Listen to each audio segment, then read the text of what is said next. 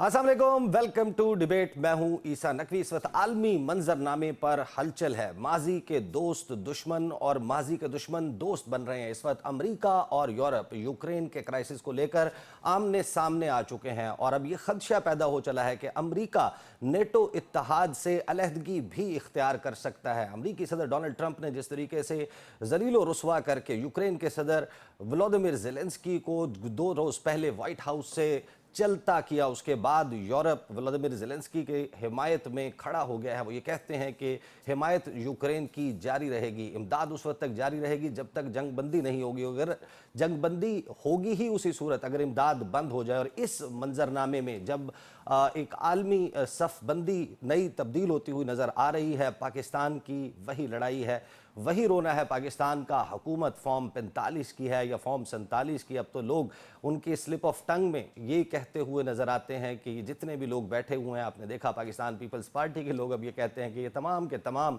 Form 47 के लोग हैं। और हुकूमत और पाकिस्तान इस वक्त सूरत हाल ये है कि राना सनाउल्लाह साहब ने गुज़श्ता रोज़ एक स्टेटमेंट दिया कि अगर दोबारा कोई 12 अक्टूबर मुसल्लत ना हुआ तो 2 साल में पाकिस्तान को मुआशी बहरानों से निकाल लेंगे। ये 12 अक्टूबर का तस्करा कहाँ से आ गया? वो वक्त जब हुकूमत और तमाम इदारे वन पेज पर नज़र आते हैं। राना सनाउल्लाह साहब इस खदशे का इजहार क्यों कर रहे हैं? और हुकूमत 34 डिपार्टमेंट्स 34 मिनिस्ट्रीज़ के लिए 55 वज़ीर लगा कर बैठी है। मुकदमा और लड़ाई है तो सिर्फ ये कि अडयाला जेल का मेन्यू क्या होगा, इमरान खान से मुलाकातों पर पाबंदी किस तरीके से बरकरार रखी जाए। इस तमाम मंजरनामे पर गुफ्तगू करेंगे प्रोग्राम में। स्टूडियोज़ में मुझे ज्वाइन कर रहे हैं पाकिस्तान तहरीक इंसाफ से फैसल चौधरी साहब और पाकिस्तान पीपल्स पार्टी के रहनुमा जनाब नदीम अफजल चंद साहब स्टूडियोज़ में मौजूद हैं। चंद साहब, आगाज़ तो आपसे कर लेते हैं और मैं कुछ सुनवाना चाहता हूँ आपको आगाज़ में। प्रोड्यूसर साहब, ये फॉर्म 47 और फॉर्म 45 के हवाले से एक डॉक्टर सुहेब भरत साहब ने एक गुफ्तगू की कि इलेक्शन किस तरीके से हुआ, ज़रा सुनवाएं। चंद साहब, वोट की ताकत है, गरीब आवाम ने बोझे चूँ कड़ लिया ने सीटा। ये हुकूमत नून लीग ने वाकई जेन्युइनली आवाम की ताकत से बनाई है? ये बात ठीक की उन्होंने कि बोझे से सीटें निकाली हैं, क्योंकि कंफर्म सीटें जो निकालते हैं तो उसी को बोझे से सीटें निकालने कहते हैं। लेकिन ये गरीब आवाम के ताकत से नहीं, ये किसी और की ताकत से निकली है, वोट की ताकत से भी नहीं निकली। और ये हकीकत है। ये जो जिन साहब का आपने क्लिप चलाया है, ये सूबाई असम्बली के उम्मीदवार हैं और ये हारे हैं 2100 या 2600 से पीटीआई से। अच्छा, ये पीटीआई से हारे हैं? पीटीआई से हारे हैं। मेरे नीचे पैनल में मेरा कैंडिडेट दूसरे नंबर पे था, ये तो वहाँ भी तीसरे नंबर पे थे। और दूसरा जो इनका बड़ा भाई है, तीसरे नंबर पर थे और ये आपको ताना दे रहे हैं कि, और जो इनका बड़ा भाई है, उनका बड़ा भाई है, वो तीसरे नंबर पे था। वहाँ भी पहले नंबर पे पीपल पार्टी का मैं उम्मीदवार था, दूसरे नंबर पे पीटीआई थी, तीसरे नंबर पे ये नून लीग। और अगर इतना जोम है तो आज इलेक्शन करवा लें, कम से कम इसी हल्के, मेरे हल्के में टेस्ट करवा लें, इसी N82 में करवा लें या PP71 में करवा लें। एक सीट टेस्ट फेयर इलेक्शन हो जाए तो फिर जो जीते अब आवाम उसको हम तो सल्यूट करेंगे, जो भी जीते। अगर ये फेयर इलेक्शन जीते होते तो मैं इनके घर जाके मुबारकबाद देता। और सारी मशीनरी लफ्ज़ों में नए इलेक्शन का मुतालबा कर रहे हैं। देखिए जी, मैं बिल्कुल मुतालबा नहीं कर रहा, क्योंकि मुझे उम्मीद नहीं है कि इस मुल्क में फेयर इलेक्शन हो। जब तक पॉलिटिकल फोर्सेस बैठ के फैसला नहीं करेंगी कि इस मुल्क को चलाना कैसे है और इस मुल्क को वोट की ताकत से चलना है, आवाम की ताकत से चलना है, या वोट को इज़्ज़त किसी ने देनी है या नहीं देनी, उस वक्त तक इलेक्शन हमें फजूल इलेक्शन आप करवाते रहे और अवाम का अरबों रुपया खरबों रुपया सरकारी तौर पे भी गैर सरकारी तौर पे भी अवाम का लगाते रहे, तो मेरे ख्याल में उसका फ़ायदा नहीं होगा। आपके अपने लोग कहते हैं कि फॉर्म 47 में, तो आपके अपने लोग जो है वो भी नहीं, वो तो असल मैंडेट नासिर शाह साहब का जो क्लिप आपने चलाया वो स्लिप ऑफ टंग है उनका। पीपल पार्टी तो अगर हर 2 सूरत पे सेकंड होती और लीडर ऑफ द अपोजिशन आज होती पीपल पार्टी तो जरदारी साहब ने जो कहा है कि हमारी को मजबूरी है, अब क़यादत बेहतर समझती है। मजबूरी क्या है? मुझे कोई पता नहीं क्या मजबूरी है। सिस्टम को चलाना मजबूरी है या किस तरह चलाना मजबूरी है, सच्ची बात है मेरे इल्म में नहीं है। अच्छा, आपकी मजबूरी का तो हम फैसल साहब से पूछते हैं, इनके ख्याल में आपकी मजबूरी क्या है? लेकिन ये जो स्लिप ऑफ टंग है ना, ये तो आप एक तरफ कह रहे हैं कि स्लिप ऑफ टंग है, गवर्नर पंजाब की स्लिप ऑफ टंग नहीं है। वो सुने गवर्नर पंजाब जो है वो क्या कहते हैं कि इलेक्शन कैसा हुआ, सुनवाएं जी प्रोड्यूसर साहब। चंद साहब, ये तो स्लिप ऑफ टंग नहीं है। देखिए जी, मैं गवर्नर साहब की बात की बिल्कुल तईद करता हूँ कि इसमें कोई शक नहीं है कि ये रिग्ड इलेक्शन है और इसमें बहुत सारी ऐसी चीज़ें हुई हैं कि जो पहले भी, इससे पहले भी देखिए आप, चीज़ें एक्सपोज हो गई हैं। ये जो सॉफ्टवेयर है ना 47 वाला, ये बड़े सालों से चल रहा है। मेरे ख्याल में तो ये 2013 में भी चला है, 18 में भी चला है और 24 में भी चला है। एक जितना ये बिल्कुल चला है। और एक लेकिन जितना चला। नहीं, ये आप नहीं कह सकते, लेकिन बात सीट बिल्कुल चला है। ये कभी भी इस मुल्क में देखिए, जब नहीं, बीबी 13 शहीद में भी हुई, इतना मैं ही चला है ईसा भाई, जितना आप 24 में और चला हम है। जानते हैं 2008 में जब बीबी शहीद हुई तो बीबी की शहादत के बाद भी पिंडी से सीटें हार गई। ऐसा सॉफ्टवेयर 47 वाला चला।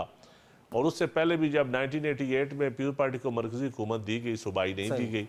ये तारीख अब सामने आ चुकी है। अब तो चीज़ें एक्सपोज हो गई हैं। अब तो ये खुल के चीज़ें सामने आ गई हैं। सोशल मीडिया कह लें, सही। लोगों की अवेयरनेस कह लें, मीडिया का कह लें, या जुडिशरी की हिम्मत कह लें, जो भी आप कह लें। आपके पास आता हूँ। फैसल चौधरी साहब, मजबूरी है कोई पीपल्स पार्टी की, और चंद साहब ने मेरे प्रोग्राम में ही कुछ अर्सा पहले ये इंकशाफ किया था कि इन्होंने जैसे ही इलेक्शन हुए अपनी पार्टी के बिहाफ पर ऑफिशियली पाकिस्तान तहरीक इंसाफ से कांटेक्ट किया था। आपको कहा था कि आएँ, हम आपको वोट देते हैं, आप हुकूमत बना लें। अगर आप वो हुकूमत बना लेते तो आज जिस सूरत हाल का सामना है ये तो ना होता। नहीं, मेरे ख्याल में ये जो जरदारी साहब बात कर रहे हैं वो गहरी बात कर रहे हैं। उनका ये कहना है, और मैं आपकी इस बात से मुतफिक नहीं हूँ। पीपल्स पार्टी और पीटीआई मिलते तो मुल्क में माशाल्लाह ऑफिशियली लग जाता। अब तो अनऑफिशियली लगा हुआ है। माशाल्लाह लग जाए। बिल्कुल लग जाता, और ये तय हो गया था कि पीटीआई को पावर में नहीं आने देना, और यही तय है। लंदन प्लान जो बना उसके तहत पीटीआई को इक़्तिदार में नहीं देखना था, चाहे लोगों ने जिस तरह से भी वोटें दी हैं। ये फॉर्म 47 की, ये तो अच्छे लोग हैं, चौधरी नदीम साहब और गवर्नर साहब जो है ये तस्लीम कर लेते हैं। नून लीग के बंदे हमारे साथ जो ऑफ द रिकॉर्ड आपके साथ भी बात करते हैं। तो बात यह है कि ये पावर कॉरिडोर्स का जो एक होता है, हमारे यहाँ पे जो इलेक्शन है वो होते कहीं पे, उनका फैसला कहीं और होता है।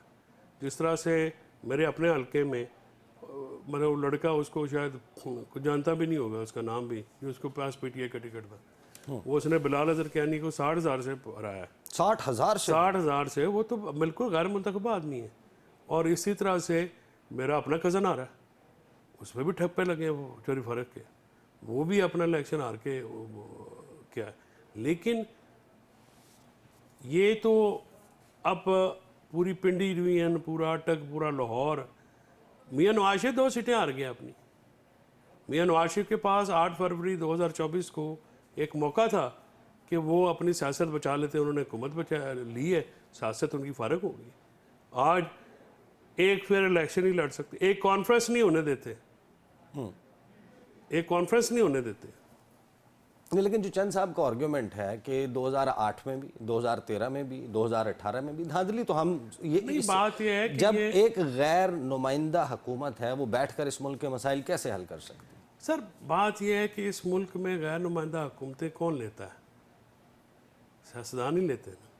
या तो फिर इस बात पे आए ना कि हमने नहीं लेना। अभी नून और पीपल्स पार्टी पीटीआई की का सौदा करके नहीं इक़्तिदार में आए हुए। सिंध चला के दिखाएं ना। जरदारी साहब की यही मजबूरी है ना कि सिंध हुकूमत भी ले लेते अगले वो, तो फिर क्या पीछे बचता? चंद साहब, मजबूरी यही है, सिंध हुकूमत भी ले लेते अगर आप पीटीआई के साथ आते। अब सच्ची बात है, अगर आप एग्जैक्टली कहें तो मुझे नहीं पता मजबूरियाँ क्या हैं, लेकिन इस सिस्टम को चलाना भी एक मजबूरी है।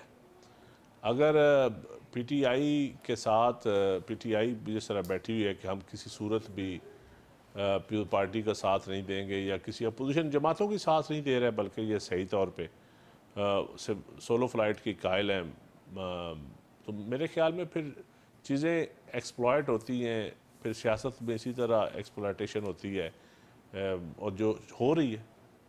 अगर ये वोट देना, सिस्टम डिरेल ना हो, कैओस बर्दाश्त नहीं कर सकते थे, इलेक्शन के बाद कोई हुकूमत ना बनती, मार्शल लॉ का खतरा था, ये सारे आर्गूमेंट्स हमें समझ आते हैं। लेकिन आपके साथ एक मुआहदा किया मुस्लिम लीग नून ने, आप लोगों के दरमियान एक पावर शेयरिंग फार्मूला बना। आप मुसलसल ये कहते हैं कि उस पर नून लीग अमल दरामद नहीं कर रही, और वो धड़ल्ले से नहीं कर रही।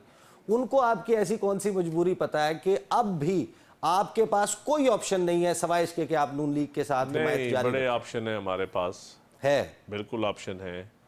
और मैं समझता हूँ कि शायद सिस्टम हम इस वक्त चलाना चाहते हैं। मुल्क के इकनॉमिक क्राइसिस बड़े गमगीर हैं, इंटरनेशनली हालात जो हैं, पाकिस्तान के अंदर जो सिक्योरिटी के हालात हैं वो बड़े ख़राब हैं।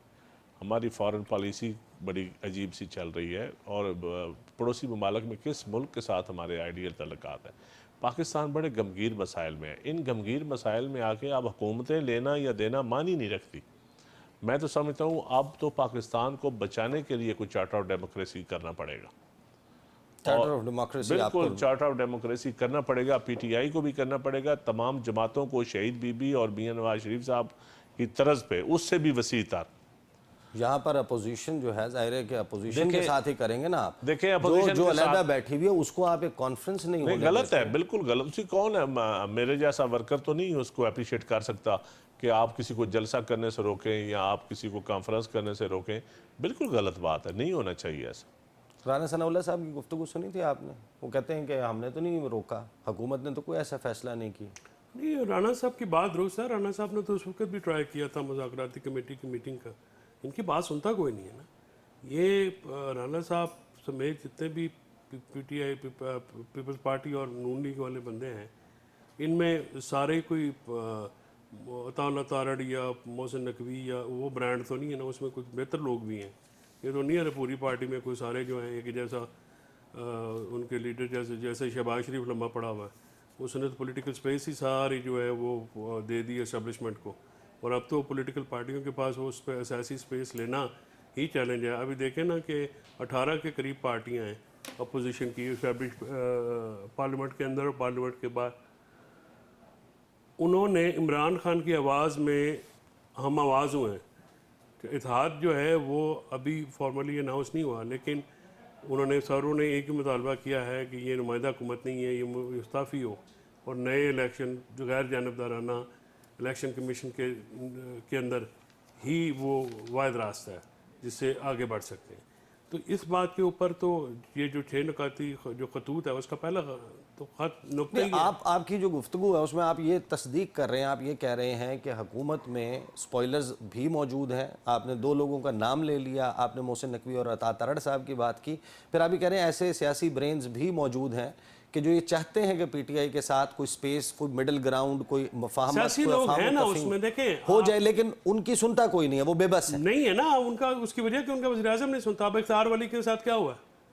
इख्तियार वली खान के साथ वो पुराना आदमी था, हर बंदे के साथ लड़ाई की, वो बड़ा मतलब फ्यूरियसली वो अपना पॉलिटिकल वर्कर था ना, ठीक है। लेकिन अब मुझे बताएं कि जेल में मैं हूँ और मेरा मुखालिफ आप लगा दें, हुकूमत भी मेरी पार्टी की हो, तो कैसा लगेगा? देखें ना, जिन लोगों ने रहना होता है, जिन लोगों ने लोकल सर्वाइव करना होता है, ये नदीम चांद साहब भी जिम्मेदार हैं, वो हम भी हैं, कैसा लगता है? बड़ा बुरा लगता है। तो इख्तियार वली खान अब सरफ ना खा ले, मुझे तो ये डर पड़ा हुआ है जिस तरह से उसकी ज़हनी हालत होगी, ज़ाहिर है वो बहुत ज़्यादा। और परवेज़ खटक का 3 महीने पुरानी खबर है कि वो उसको बना रहे हैं। परवेज़ खटक साहब का 3 महीने पुरानी खबर है कि वो उन्होंने मशीर लगना है। वो पहले किसी बड़े आदमी की जगह मशीर लगना चाह रहे थे, उन्होंने कहा आराम करके बैठ, फिर वो कहीं और चले गए।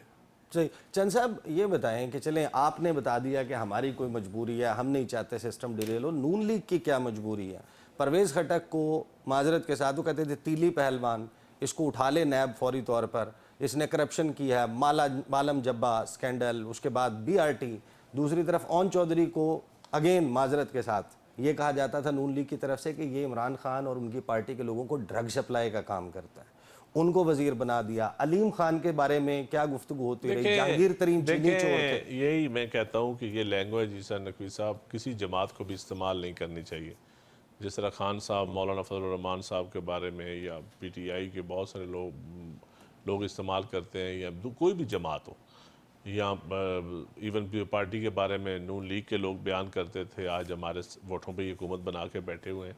तो मैं समझता हूँ कि ये परवेज़ खटक साहब हों या कोई भी हो, ये साबित हुआ इन फैसलों से कि पॉलिटिकल लैंग्वेज बड़ी महज़ब भी रहनी चाहिए। किसी वक्त कुछ भी हो सकता है, कोई आज का आपका मुखालफ कल को आपका इत्तेहादी बन सकता है। और एक तो इस मुल्क में कोई चंद साहब, आपको इतनी असूली सियासत है वजीर नहीं। बनाए ना, आपकी जमात के बंदे को वजीर बनाए, आपका वोट है, नकवी साहब एक आपके वोट पे खड़ी हुई है हुकूमत। साहब भाई परवेज खटक साहब का कौन सा वोट अगर है आप पार्लियामेंट में? देखिए परवेज खटक साहब को जिन्होंने बनाया ये वो जवाब दे सकते हैं, मैं तो इसका जवाब नहीं दे सकता। लेकिन मैं इतना कहूँगा इस मुल्क में कोई असूली सियासत तो हो नहीं रही। एक समझौता एक्सप्रेस के ऊपर हम चढ़े हुए हैं। जमहूरियत इस वक्त समझौता एक्सप्रेस ट्रेन एक का नाम है, हमारे इलाके में चलती है। वाह, क्या आपने नई टर्म। चंद साहब मुझे ब्रेक पे जाना है, ब्रेक जमहूरियत है ना, ये समझौता एक्सप्रेस के ऊपर मुझे सवार ब्रेक है। पे जाना है। सवाल ये है कि समझौता एक्सप्रेस के मुसाफिर तो बड़े सामने आ गए। पीपल्स पार्टी समझौता एक्सप्रेस पर है भी और नहीं भी। वफाकी काबीना में हिस्सा क्यों नहीं ले रही पाकिस्तान तहरीक इंसाफ? बात करते हैं after the break. Welcome back after the break. गुफ्तगू का सिलसिला जारी है। चंद साहब ब्रेक से पहले एक सवाल आप मेरा भी ऐड कर लें। जनाब समझौता एक्सप्रेस का ड्राइवर कौन है? जी चंद साहब, जिस समझौता एक्सप्रेस जो आप हुकूमत को कह रहे हैं कि ये समझौता एक्सप्रेस है, इसका ड्राइवर कौन है?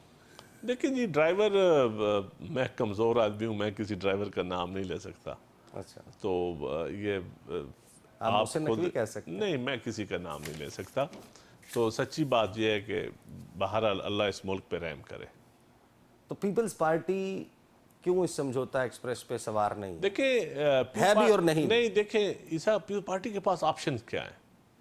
आप मुझे ऑप्शन बताएं कि पीपल पार्टी असम्बली में अपोजिशन में बैठ जाए तो नए इलेक्शन हो जाए, या जिस तरह ये फैसल भाई कह रहे थे मार्शल लॉ लग जाता, या सिस्टम डिरेल हो जाता, तो क्या मिलता मुल्क को?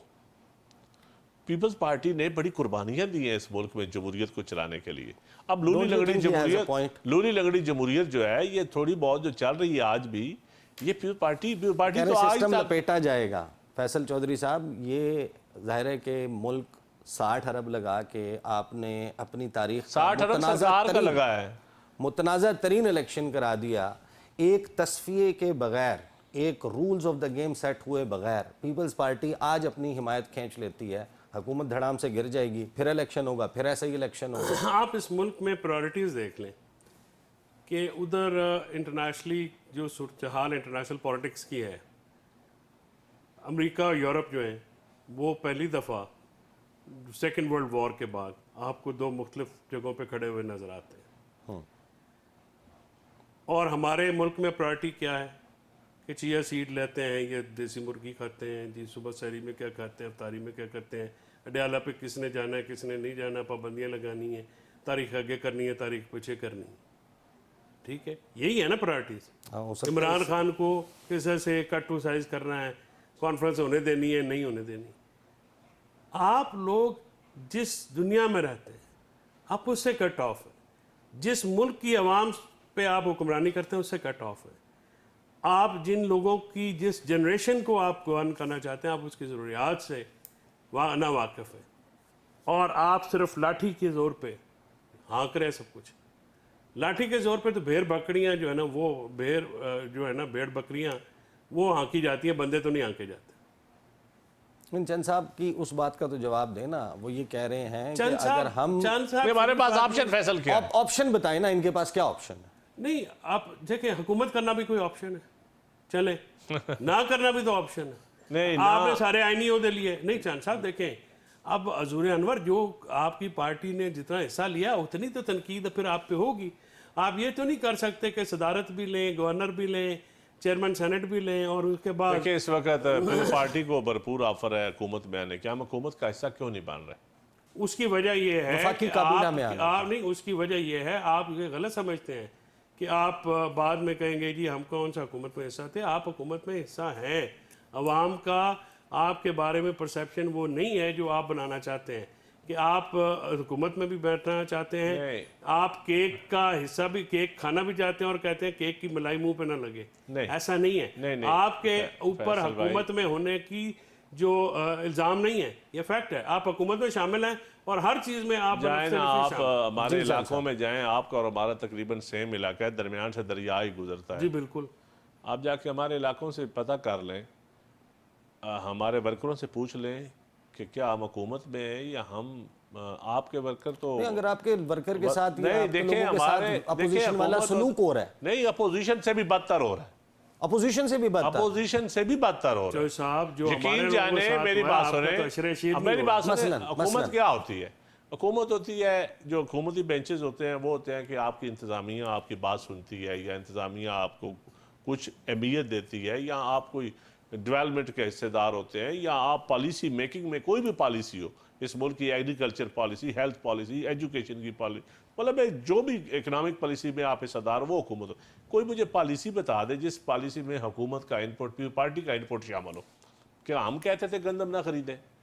क्या हम कहते थे ये 1700 अरब का अरब स्कैंडल पीपल पार्टी दे, तो इस मुल्क को सरप्लस सिर्फ पाकिस्तान की तारीख में एक ही दफा मुल्क गंदम में सरप्लस हुआ और पीपल पार्टी के दौर में हुआ है। 1700 अरब का स्कैंडल। ये जो गंदम इंपोर्ट की गई ना 35 लाख टन, और जो लाई गई 4000 में बेची गई फ्लोर मिल्स को 4700 में 3700 में, जो 2700 में लाई गई, इसको जरा जरब कर लेना आप, मल्टीप्लाई करें तो ये 15-16 अरब। और ये बहुत बड़ा एक स्कैंडल है जिस पे आज तक मिट्टी डाली जा रही है। नहीं, वो हुई थी ना एक आमना सामना हो गया था नहीं, हनीफ अब्बासी का, और बिल्कुल वो तो हनीफ, वो भी फिर हनीफ अब्बासी साहब और काकड़ साहब वो फार्म 47 पे जाकर गंदम भी अटक गई ना। हाँ, अच्छा। तो मेरी बात सुने ना, ये इस मुल्क के साथ बड़े यानी बड़े मजबूरी ये है कि अगर आप इस 1700 अरब के स्कैंडल में डिग डाउन करते हैं तो फिर वो काकड़ साहब बता देंगे कि आपका फॉर्म 47 कैसे अब बना। ये मैं नहीं कहता कि कौन बताएगा, लेकिन इतना मैं जरूर कहता हूं कि इस स्कैंडल के ऊपर मिट्टी डाली जा रही है और आज तक डाली गई, और शायद कभी कोई ऐसा दौर आए कि ऐसे ये 1700 अरब किसकी जेब में गए? बड़े बड़े लोगों की, ताकतवर लोगों की जेब में गए, जो निगरान हुकूमत में थे, जिन्होंने ये फैसले किए हैं, जिन्होंने ये गंदम मंगवाई है, और फिर आगे जाके शायद उनको भी मिला हो जिन्होंने किसान की गंदम नहीं खरीदी, जो किसान की गंदम रोल की। अब गंदम में मेरी बात, अब बरानी इलाका है, ये फैसल भाई का इलाका है, पूछ लें, वहाँ बारिश की वजह से अब गंदम मेरे ख्याल वहाँ 50% कम होगी, खुदा न खास्ता, अल्लाह न करे ऐसा हो, 50% कम होगी। वैसे भी गंदम 30% काश भी कम हुई है। अब अगर थोड़ा सा क्राइसिस आया ना गंदम का, तो फिर SHO के जरिए DC DPO फिर लाठी लेके किसानों के बड़ौलों के। मिनिस्टर फाइनेंस ने कहा कि $1 बिलियन से ज्यादा की गंदम मंगवानी पड़ेगी हमें बाहर से। अंदाजा करें, यानी एक ज़राई मुल्क यानी कि ज़राई मुल्क जो पिछले साल आपने किसान की गंदम खरीदी नहीं, और अब आप बाहर से मंगवाएंगे, क्योंकि बाहर मंगवाने से फिर बड़े लोगों को फायदा मिलता है, कमीशन मिलती है। जिनको वोट किसान की गंदम से कमीशन माफिया को कमीशन नहीं मिलती, समझौता है। आपकी जितनी गुफ्तगू है वो मसला हमें डायरेक्ट करते हुए दिखाई दे रही है मरियम नवाज की तरफ, जिनको वोट दिया आपने, उन्होंने 60 सफ़े का इश्तिहार छापा है और बताया है कि हमने कितना अच्छा परफॉर्म किया। मैं देखें, मैं बुनियादी तौर पे कह रहा हूँ कि हुकूमती पॉलिसियाँ अवाम की उमंगों के मुताबिक नहीं है। और आप पीपल पार्टी का जो सवाल था कि आप हुकूमत का हिस्सा हैं, अगर हम हिस्सा होते तो हम ऐसी पॉलिसियाँ नहीं बनने देते। अगर हमारी सुनी जाती तो ये ऐसा नहीं होता कि BHU प्राइवेटाइज हो जाएं, सरकारी मुलाजमों को बेचारों को आप निकाल रहे हैं, यूटिलिटी स्टोर को निकाल रहे हैं, महकमा हेल्थ के लोगों को निकाल रहे हैं। हम अगर हुकूमत का हिस्सा होते तो हम रेडी बान तजावजात के नाम पे रेडी बानों को ना उनको बेरोजगार होने देते, कि बड़े बड़े लोगों को तो आप सरकारी ज़मीनें दे रहे हैं और गरीब आदमी को आप रेडी के लिए 2 फुट जगह नहीं देते। 2 फुट जगह, बड़े लोगों को मुरब्बे मिल रहे हैं, हजारों एकड़ मिल रहे हैं, आप कह रहे हैं लीज पे ले लेते, गरीब आदमी को रेडी की लीज के लिए रेडी के लिए जगह नहीं देते, जिसकी कुल कायनात वो रेडी है। फैसल चौधरी साहब, क्या आपको लगता है जो चंद साहब कह रहे हैं कि हमारे साथ तो वही सलूक हो रहा है जो अपोजिशन के साथ हो रहा है, तो तहरीक इंसाफ में और पीपल्स पार्टी में नहीं, पीपल्स पार्टी के चंद साहब की जो शिकायत है ना, वो अमूमी शिकायत है जी कि हमें DC बात नहीं सुनता, SHO बात नहीं सुनता। हमारी शिकायत बहुत ग्रेव नौयत की है। हमारे साथ तो जंगी कैदियों वाला सलूक हुआ है, हमारे कारकुनान के साथ, हमारी फीमेल कारकुनान के साथ, उनके घर वालों के साथ, उनके घरों के साथ, अपना खड़ी फसलें इन्हीं के अपने ज़िले में क्या हुआ, अजीम इम्तियाज़ के साथ क्या हुआ, अपना तारक साई के साथ क्या हुआ, मेजर जफरुल्लाह गोंदल के घर पे एक मीटिंग ही कराई थी ना, ठीक है जी, खड़ी फसलें को आग लगा दी, डंगर उठा के ले गए, ऊपर से FIR नहीं हो रही। पूछे ना आप चौधरी जहाज साहब की अनीका भट्टी के साथ क्या हुआ है। बात यह है कि सियासी तौर पे तो हर किसी की मुखालफत होती थी। सियासत एक कभी चादर चार दीवारी का तकद्दुस पामाल नहीं हुआ सियासत में, ये पहली दफ़ा हुआ।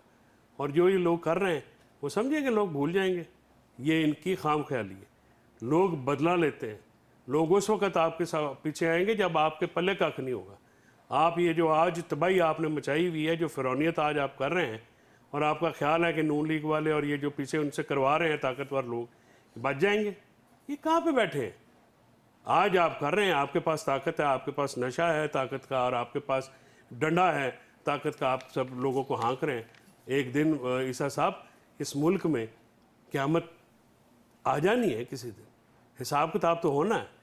आज मखलूक खुदा हिसाब किताब करती होती है, और आज भी जिस तरह की सूरत हाल बनी हुई है, बताएं ना किसी आलिया हमजा को जिस तरह से निकाला अपना आप ये कह रहे हैं कि इसका खमियाजा भुगतना खमियाजा भुगतना नून लीग पड़ेगा। को या पीपल्स पार्टी को भी? और नहीं सर, ये भी भुगतेंगे और जो इनको लाने वाले हैं वो भी भुगतेंगे। अच्छा जी बिल्कुल, मैं आपको बता रहा हूँ, ये लोगों के गमो गुस्से का अंदाजा ही नहीं कर रहे सर। छोटे छोटे बच्चे हैं, आप जाके उनसे बात करें, ये ठेले वालों से बात करें, ये आप पढ़े लिखे लोगों से बात करें।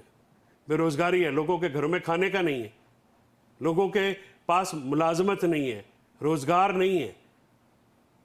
क्या क्या हो रहा है इस मुल्क में?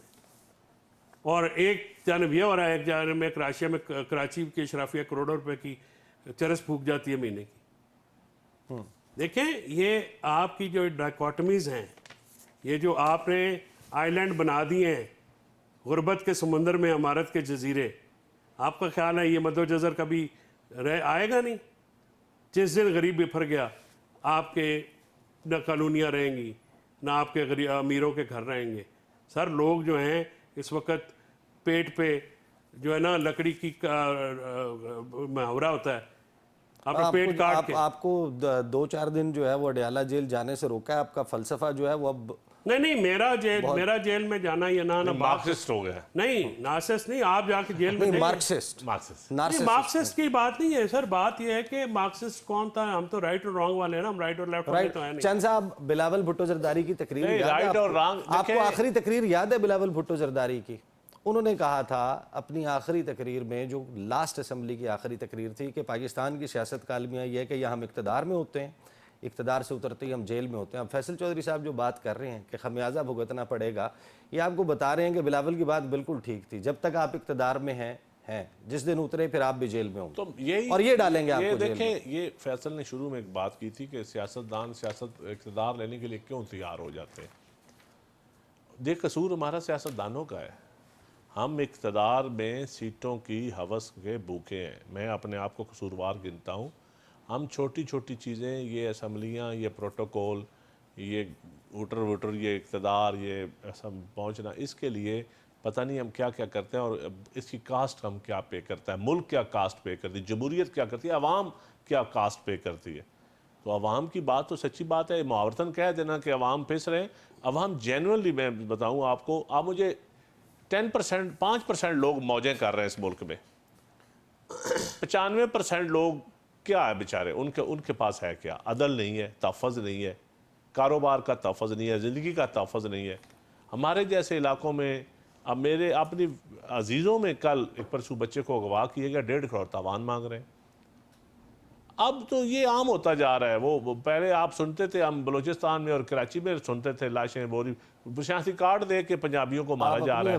अब देखें, मैं हुकूमत, एक मेरी हुकूमत नहीं है, मैं कभी भी नहीं कहूँगा ये मेरी हुकूमत है, लेकिन ये मैं आपको ज़रूर कहूँगा, इस मुल्क को बचाना चाहिए। अब हुकूमत से काम आगे चला गया है। हुकूमत है तो आप मुझे कोई ताकतवर आदमी बगैर प्रोटोकॉल के बलूचिस्तान में सफ़र करके दिखाए ना, कोई KPK में फाटा में जाके दिखाए, कोई सेंट्रल पंजाब में मुझे बगैर प्रोटोकॉल के जाए ना कोई।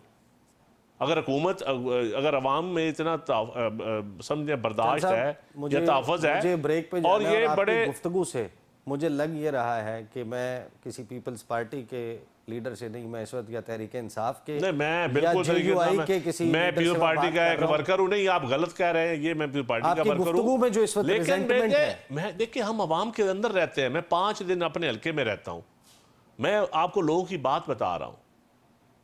देखिए, ये हकीकत है कि अवाम की जो, आप मुझे जाए, आप आए ना, आप इस्लामाबाद में बैठे हैं, आप मीडिया वाले भी, दोस्त भी, अब मुझे जेन्युइन गली में जाएं, लोगों के पास, देहातों में जाएं, वहाँ लोगों के मसाइल क्या, उस मसाइल का हल क्या है।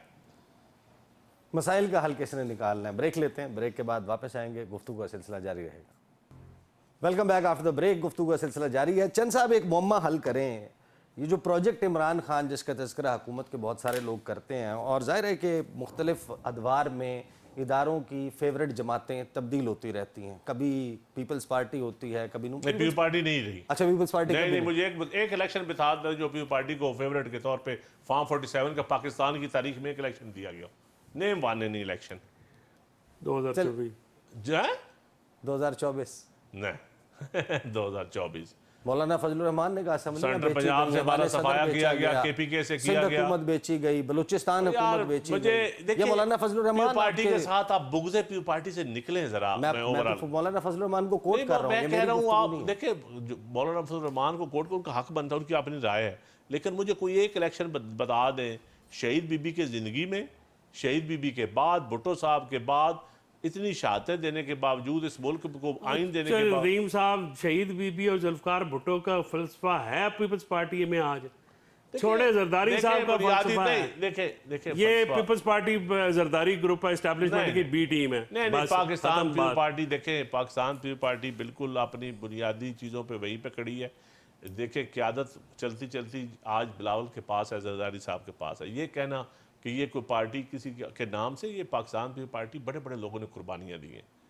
चंद साहब आप गुफ्तगू कहीं और चले गए। आप मुझे ये बताइए कि नून लीग के लोग जो आज कहते हैं कि जितने भी लोग गए थे पाकिस्तान तहरीक इंसाफ में, उनको किसी ने कहा था, आपको किसने कहा था, आप क्यों गए थे तहरीक? देखिए, ये बात हकीकत है कि मेजॉरिटी उस वक्त जनरल फैज़ ने पार्टी में लोग तोड़ के शामिल करवाए थे लोग पीटीआई में। ये बात हकीकत है। स्टैप उस वक्त आप उसमें शामिल, हमारे साथ भी, मुझे भी कहा था वहाँ पर, लेकिन मैं अगर उनके ज़रिए ब्रिगेडियर आदल के ज़रिए या जनरल फैज़ के ज़रिए गया होता तो मैं असम्बली में होता उस वक्त। मुझे हराया और उन्होंने कहा था आप कौन सा हमारे ज़रिए शामिल हुए हैं।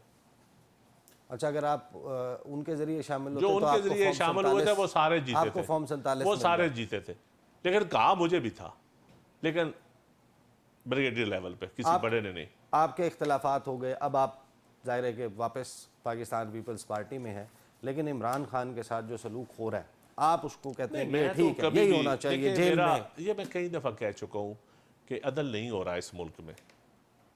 मैं तो बड़ी वसी, आप छोटी बात करें, मैं उससे भी बड़ी बात कर रहा हूँ। अदल नहीं हो रहा, और अदल ना होना ये मुल्क की बुनियादें कमज़ोर करने के मुतरादफ होता है। निज़ाम नहीं चलते बग़ैर अदल के। अदल के बगैर निज़ाम जो चलते हैं वो यही हालत होती है जो हमारी हो रही है पूरी दुनिया के सामने, हमारी आपस में जो हो रही है आज हमारे, तो इस मैं समझता हूँ अदल कहीं नहीं हो रहा। खान साहब से मुलाकातों पे भी पाबंदी लग गई है, पाबंदी समझे? 1000 हफ्ते में एक मुलाकात होती है तो वो पाबंदी है। जुमेरात वो जो पॉलिटिकल लोगों के साथ मुलाकात है वो नवंबर के बाद हुई नहीं, तो वो तो पाबंदी ही लगी हुई है। मुझे सब मेरे ख्याल में 2-3 रीज़न्स हैं। एक तो ये अपोजिशन इत्तेहाद कि वहाँ पे वो, क्योंकि ज़ाहिर आप जाते थे, डिस्कशन हो जाती थी ट्रायल के दौरान, फिर उनको टाइम मिल जाता था, वो डेलिब्रेशंस करके कुछ अपना होमवर्क करके तो उस पर कोई गाइडलाइन दे देते थे। फिर मैसेजेस जो है लेटर्स या वो की सूरत में बाहर आ जाते थे। जब वो एक नैरेटिव इमरान खान ही देते हैं ना, तो वही आता था। तो वो मेरे ख्याल में इन चीज़ों को जो है कोई हुकूमत जो है वो डरी हुई है, और एक कॉन्फ्रेंस को रोकने का आप अंदाज़ा लगा लेना कि आप वल्नरेबिलिटी कितनी ज़्यादा है कि आप एक 5, 10, 15, 20 लोगों की जो स्पीचेस हैं वो नहीं होने देते, और आप डरते हैं। आप FC और रेंजर जो पता नहीं कौन कौन से उधर बंदे लगा दिए, ठीक है, सैकड़ों बंदे वहाँ पे सिक्योरिटी पर्सनल वो फिर भी गई। तो उसके बाद आपने पाबंदी लगाई, आर्टिकल फिर भी जब गया टाइम में। बात यह है कि इमरान खान की जो गुफ्तगू है वो एक आम आदमी की गुफ्तगू है। वो ये चाहते हैं, वो नुमाइंदा है, वो लोगों की जो अंदर की बात नहीं। आर्टिकल आता कैसे है बाहर? लोग तो ये आपसे अक्सर ये सवाल होता है, ये आता कैसे है बाहर आर्टिकल? कितने पैसे लगते हैं? नहीं, कितने पैसे लगते हैं सिक्योरिटी पे जेल की? करोड़ों रुपया लगता है, और ट्रायल्स के ऊपर भी करोड़ों रुपया लगा। उन्होंने नहीं पता लगा, तेनू मैनू क्यों तो पता लगेगा? आपको तो पता होगा ना। नहीं, मुझे आप में से हाफिजा यही है। आप जाने वाले वकुला में से सबसे अच्छा हाफिजा किसका? काफ़ी सबका वकुला का हाफिजा ठीक ही होता है। अच्छा, जनरली। और जिस वकील का हाफजा ठीक ना हो वो वकील नहीं हो सकता। नहीं, वैसे खान साहब ने किसी को ऑथराइज किया हुआ है कि मेरे बिहाफ पे आप कुछ भी गुफ्तगू कर सकते हैं, बाहर है वो मौजूद, नहीं, या आप लोगों को खुद डिक्टेट करवाते हैं? नहीं, जो मीडिया से गुफ्तगू होती है, जो अंदर से होती है, वो तो अगर अलीमा बीबी हो तो वो कर देती हैं, वरना मैं अक्सर मेरी जिम्मेदारी लग जाती है कि आपने जाके ये बात करी, और मैं वो जो मीडिया से बात होती है वो क्योंकि रिपोर्ट नहीं होती, वो मैं रिपीट कर देता हूँ जो अंदर बात होती है बाहर। इससे वहाँ से ये है ना कि जो आर्टिकल में छपता है या जो ख़त में लिखा जाता है, क्या वो थॉट प्रोसेस और वो अल्फाज इमरान खान के अपने हैं या कोई खुद से? इमरान खान के अपने हैं, और जो अब शायद बाहर नहीं आएंगे क्योंकि मुलाकातें अब आधे घंटे की, अगर एक कल होगी तो कल फिर कोई ना कोई बात आ जाएगी। वो बात इस तरह की नहीं होती। अब देखें ना, जो खतूत के 6 नुकात थे वो तो बिल्कुल मीडिया से भी बात हुई थी, तो वो बिल्कुल 100% जेन्युइन है, कोई उसमें से एक लफ्ज़ भी इधर उधर नहीं है। सही। जो उसमें मैंने भी जिस तरह से खान साहब अंदर बात करते हैं तो बात बाहर हो जाती है, उसमें कोई ढकी छुपी बात तो करने वाली है नहीं कि बंदा। उन 6 निकात पे आपकी पार्टी खान साहब के साथ खड़ी है जी। पार्लिमानी पार्टी या सिंध में पार्टी या बलूचिस्तान में पार्टी कहाँ पे करारदादें पास करवाई हैं, कहाँ पे मतलब सेमिनार किए हैं, पास ना करवाएं, पेश की हो, कहाँ पे एग्जीक्यूटिव कमेटी में ये वो पास किए हो? देखें बात मैनू तुसी लड़ाई क्यों करांदे हो मेरी? चलो ना दें जवाब। ठीक है, मतलब मैं नहीं, जवाब उसका ये है कि नहीं उन्होंने की, ये तो एक फैक्ट है, और मैं समझता हूँ कि वही नैरेटिव है और वही नैरेटिव होना चाहिए। और अभी भी कान की बीमारी, इलाज, नहीं, डॉक्टरों का वो जाना, टेनाइटिस की जो आज मुझे नहीं, इसके ऊपर आपकी पार्टी के लोग कोई ज्यादा मुस्तरब नजर नहीं आते। नहीं, मैं पार्लिमानी पार्टी की बात कर रहा हूँ, चंद साहब ने बिल्कुल राइटली पॉइंट आउट किया। पार्लिमानी पार्टी का ज़्यादा रोल होना चाहिए। मैं समझता हूँ कि सियासी लोग ज़्यादा हैं उसमें, उनका रोल होना चाहिए। एक पॉलिटिकल कमेटी है कोई, उसका कॉन्स्टिट्यूशन में तो नहीं है जिक्र, कोर कमेटी है। ये जो खतूत हैं, ये इनमें से एक एक नुक्ते पर रेजोल्यूशन आनी चाहिए थी, प्रेस कॉन्फ्रेंस होनी चाहिए थी, और खान साहब से जब मुलाकात नहीं होती तब तो ज़्यादा ज़रूरी हो जाता है। सही। मेरा उसमें हिकमत अमली जो ना आज वकास ने की है उनकी हेल्थ को लेके, शेख वकास है, लेकिन बाकियों को अब आना चाहिए आगे। ये जो उनके आर्टिकल्स हैं, आर्टिकल के ऊपर भी आम लोगों, इंग्लिश में है ना टाइम मैगजीन, उसको उर्दू में करके बात करना ये ज़रूरी होता है, तो बात करनी चाहिए। सही। चंद साहब वक्त कम रह गया, इसलिए ज़रा क्विकली आप मुझे बताएं कि एक होता है रिश्ता निभाना और एक होता है घसीटना। फिलहाल तो आपका और नून लीग का रिश्ता जो है इसको घसीटा जा रहा है, घीला जा रहा है। ये कब तक घसीटते रहेंगे इस रिश्ते को, या कोई निबाह करने की सूरत हाल पैदा होगी? और वो जो एक फार्मूला है कि 2.5 साल तुम 2.5 साल हम, ये भी है कुछ? नहीं, कोई फार्मूला नहीं है। उस पर पार्टी ने बिल्कुल इनकार किया था। फार्मूला जब हमारी मीटिंग्स हुई थी जब नून लीग के साथ, तो यही हुआ था कि आधी हुकूमत वो करेंगे, उसके बाद 2.5 साल हम करेंगे। लेकिन फिर पार्टी की क़यादत ने उसमें बिल्कुल ये इनकार किया था कि हम बाद में आधी हुकूमत नहीं लेंगे। तो सारा और रह गई बात बाकी क्या कब तक रहेगी, इस पे मैं सारा सरदारी साहब की सदारत के लिए आप मैं वो राय नहीं सदारत है। और क्या यार बात सुनो, यानी ये हुकूमत जब तक चलती है आप वजारतें पीपल्स पार्टी नहीं लेगी, लेकिन सिर्फ आईनी ओहदे ले ये डिसीजन।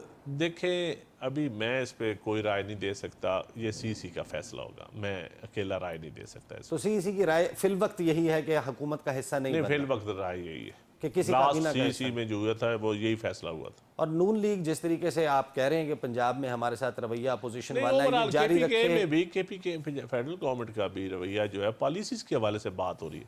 देखिए ना, पानी के ऊपर हमारी और पॉलिसीज है, एग्रीकल्चर के बारे में बिल्कुल हमारी और है, लोगों को ये सरकारी मुलाजमीन के बारे में हमारी और पॉलिसी है, प्राइवेटाइजेशन पे भी बड़ा बुनियादी इख्तलाफ है हमारा, और उनके तरीक़ाकार में बड़ा इख्तलाफ है।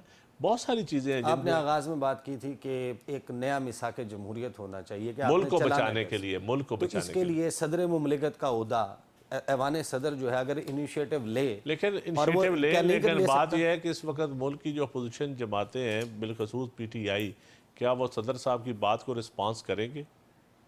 सदर साहब क्या बात करते हैं डिपेंड करता है। आप एक खत लिख दें इमरान खान को, देखिए मेरी बात सुने, ये खत जो लिख रहे हैं हवा में, ये एक खत सदर साहब को लिख देते हैं, कभी चीफ जस्टिस को लिखते हैं, कभी आर्मी चीफ को लिखते हैं।